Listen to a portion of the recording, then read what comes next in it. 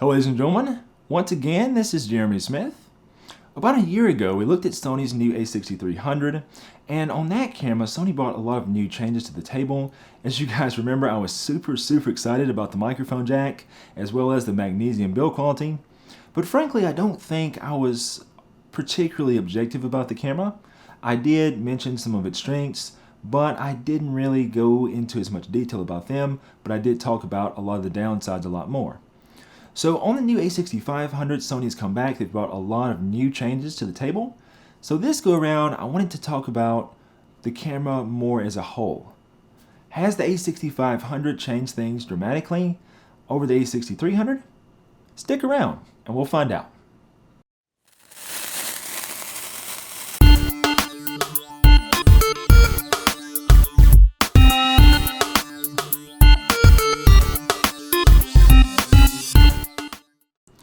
Okay guys, so as you know, I've brought about lots of new changes to this channel, and I figured if I was going to go through all the effort of changing the overall look and presentation here, I figured it would be kind of silly to do all that and not film all the videos in 4K. Now, 4K is not really that much of a, it's not an absolute essential at this point, but I figure as time goes on, those 1080p videos are going to start to look like the 720p videos on YouTube, and we're going to be desiring higher quality. So I figured that filming everything going forward in 4K would make the most sense. Now, none of my current Nikon cameras, the D800 or D600 that I use for video now, will do 4K. And I started looking at some of the other options out there. The Nikon D500 was a very possible option for me, something I considered quite a bit.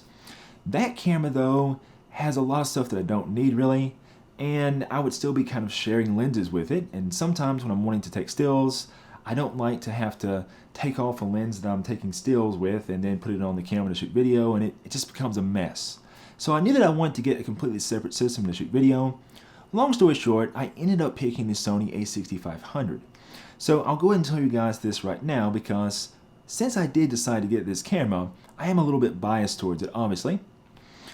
The thing I like about this camera in terms of video, well, there's actually a lot that I like about it in terms of video, and we'll get to that a little bit later on.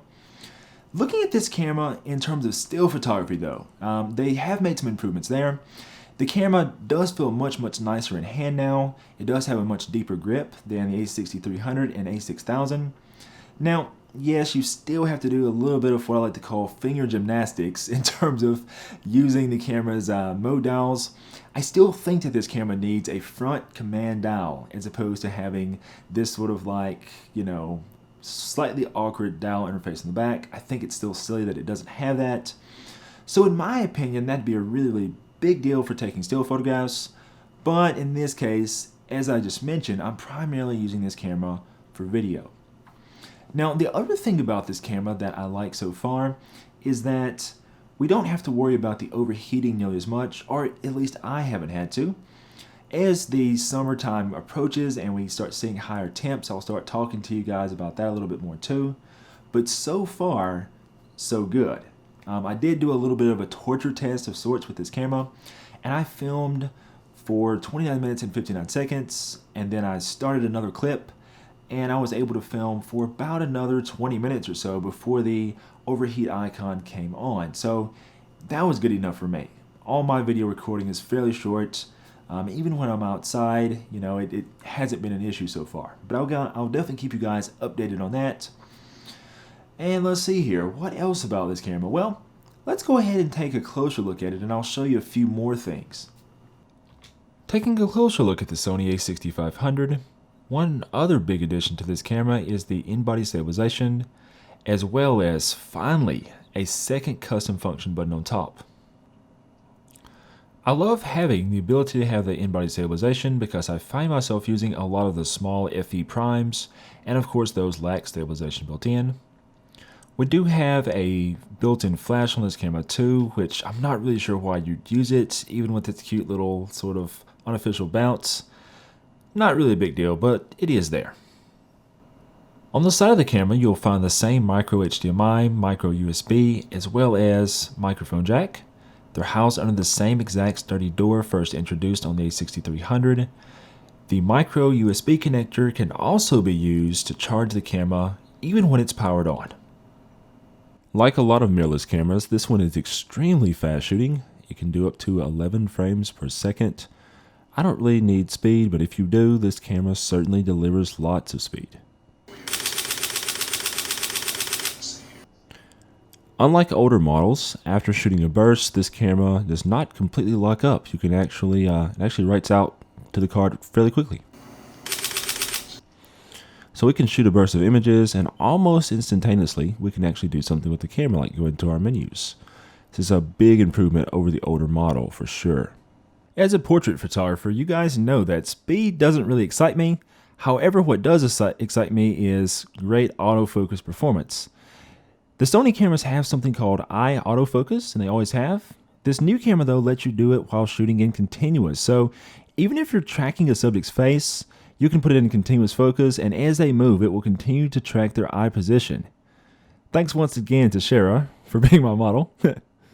Anyways, awesome technology. Okay, so on to some video. This camera does add a touchscreen, which is very, very nice. So we can kind of do the whole tap to focus, very, very similar to how we would do it on a Canon camera. Like say, for example, something like the ADD. It's not quite as smooth as it is on Canon, but it's certainly a nice addition here. A lot of people have complained about this touchscreen being a little bit laggy. I don't know, sometimes it can be a bit laggy, but all in all, I find it works out pretty well. This camera supports a lot of the higher end video features from some of Sony's other cameras like the A7S II and the A7RII. It does have S-Log3 Gamma, not something I personally will use a whole lot, but as you can see, guys, you can actually get a very, very neutral flat image out of the camera, and after some grading you can really bring out lots and lots of details and really get the image looking exactly the way you want it to look. I spent way too much time filming these fish. There was something compelling I was going to say about this, but yes, just look at those cute little fellows swim. Yeah, so lots of cool things. I did briefly try the camera with Sigma's MC11 adapter, and I used the Sigma 18-35 1.8. I left the camera on AFC there, and it did a surprisingly good job considering that this was actually a native Canon mount lens and not a Sony lens. You do get a little bit of audible noise with this lens when it tries to focus, but it's actually not too bad. I still definitely recommend using a native Sony E-mount lens if at all possible. Thankfully though, Sigma, according to some recent reports, they will be coming out with more E-mount lenses, and that's something that will be very, very good for all of us. But if you just have to use an adapted lens, just know that you'll get reasonable performance when adapting a Canon mount Sigma lens. Okay guys, so a lot of you may be wondering about image quality. As far as still photographs are concerned, I haven't shot this camera just a whole lot so far. As you guys know, I primarily purchased this for shooting video, but I have shot a little bit with it. It's quite different for me because I'm used to using full frame cameras, and frankly I'm a little spoiled to that. But I do see myself using this camera for more of a traveling sort of companion a lot of times because it's a lot smaller and lighter than any full frame gear.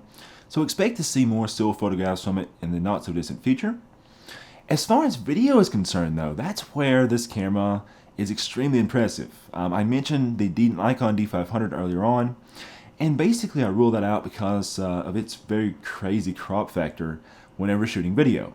After doing the math, I found that in order to get my normal 35mm equivalent field of view, I would have to use about a 15mm lens, which is just crazy because basically what happens is you're dealing with an APS-C crop sensor camera already, and then you get another crop factor on top of that whenever you're shooting 4K, because on that camera, it basically takes a center of the frame and uses that to record 4K video. Now, this A6500 takes a little bit different approach.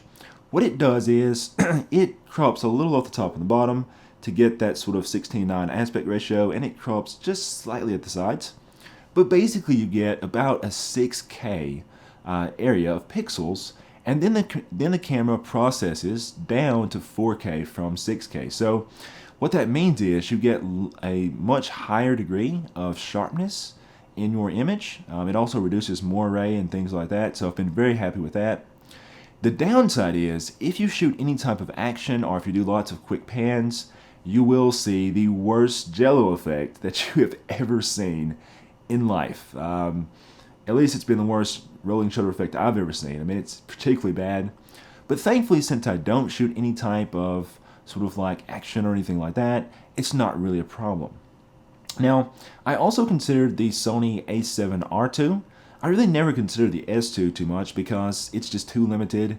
It's pretty much useless as a stills camera for me. 12 megapixels.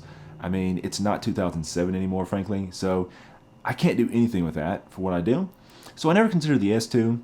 The R2 looked very intriguing at first, but after testing it, I discovered that you basically have to shoot it in Super 35 crop, APS-C crop, anyway, to be able to get that, very sharp 4K footage. So basically, the fact that it was full frame wasn't really much of an advantage in terms of video at all. The other thing I discovered is that the focusing system, while the focusing system is kind of like, at this point, I think the sort of second best in Sony's lineup, I discovered that the A6500 performs much better, especially with like face detection and things of that sort. All the video that I've been shooting with this camera, when I'm talking to you guys like this, is actually being filmed with the face detection turned on, and so far it hasn't failed me at all. Whereas on the A7RII, it was frankly a joke by comparison. So for me, this camera made the most sense. Now, Sony, they have released, or rather announced, their new A9. And I've been waiting on the internet to settle down. All the Sony fanboys are hype. All the Sony haters are, basically got their pitchforks out. But anyways, I'm waiting on all that sort of hype to settle down before I talk about the A9 myself. Don't be surprised though, probably in like the next couple videos, if not the very next video, I will be talking about the A9.